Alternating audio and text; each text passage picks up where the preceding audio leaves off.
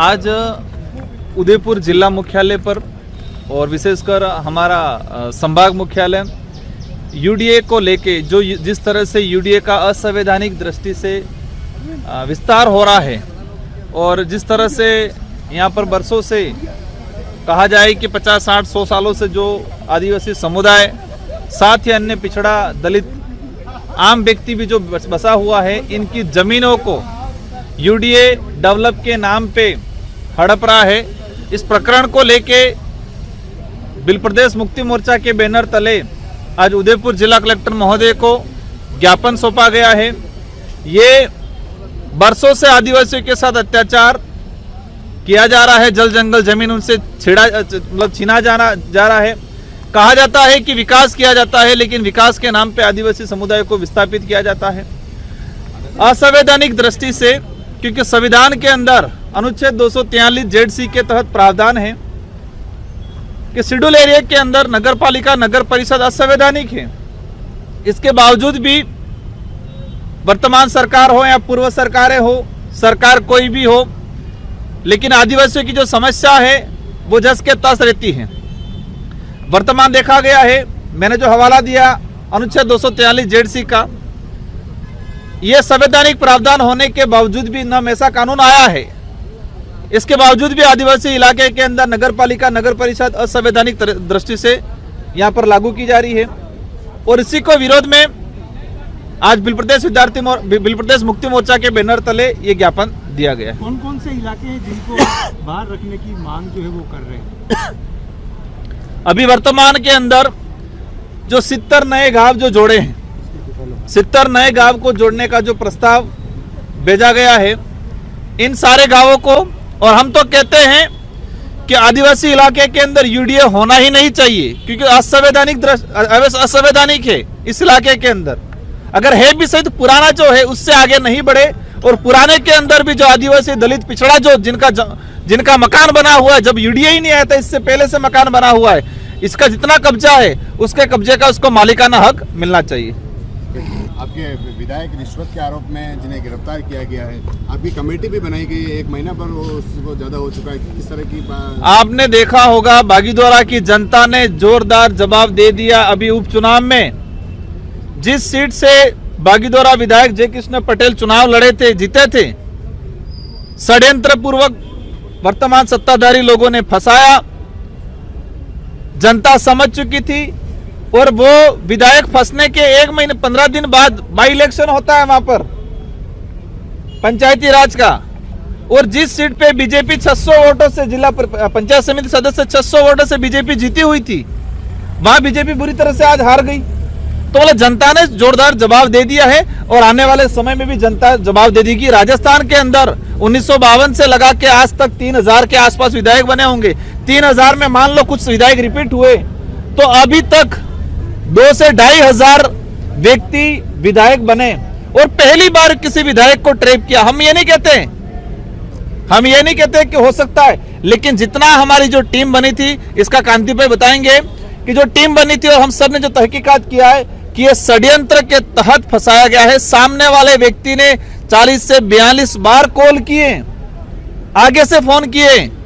जो सत्ताधारी पार्टी का विधायक प्रत्याशी रहा हुआ आदमी क्षेत्रीय पार्टी के विधायक को रिश्वत क्यों देगा डर के? ये प्लानिंग था, षड्यंत्र था, और इस षड्यंत्र का जवाब जनता ने उपचुनाव में दे दिया।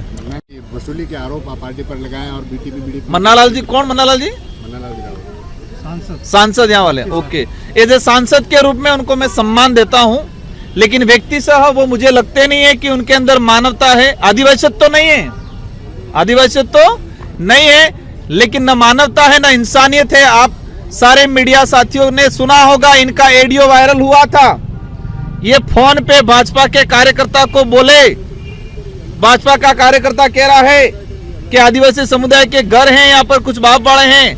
मन्नालाल जी फोन पे उस कार्यकर्ता को कह रहे हैं कि इनके घरों में आग लगा दो, इनको लट मारो। मन्नालाल जी क्या बोल रहे हैं कि इनके घरों में आग लगा दो, जो दलित पिछड़ा के विरोध में हो, आदिवासियों के विरोध में हो, वो व्यक्ति सह मुझे समझ में नहीं आता। वो उन पे मैं कोई टीका टिप्पणी भी नहीं करना चाहता, क्योंकि वो टीका टिप्पणी के काबिल भी नहीं है। राजनीति के अंदर प्रतिद्वंदी उससे माना जाता है जो काबिल होता है। राजनीति के अंदर आरोप प्रत्यारोप भी उसी पे किया जाता है तो थोड़ा काबिल होता है, लेकिन उस कैटेगरी में नहीं आते। जब से सांसद बने हैं तब से लगा के आज तक उन्होंने आदिवासी समुदाय के विरोध में, दलित के विरोध में, पिछड़ों के विरोध में, इंसानियत के विरोध में काम किया है। सिर्फ धर्म की राजनीतिक ये यूडीए वाला मामला हो रहा है, उस पर क्यों नहीं बोल रहे? आदिवासी बच्चों की स्कूटी मिल रही है, उस पर नहीं बोल रहे। रिजर्वेशन पे नहीं बोल रहे। आदिवासियों के जल जंगल जमीन जा रहा है, इस पे नहीं बोल रहे।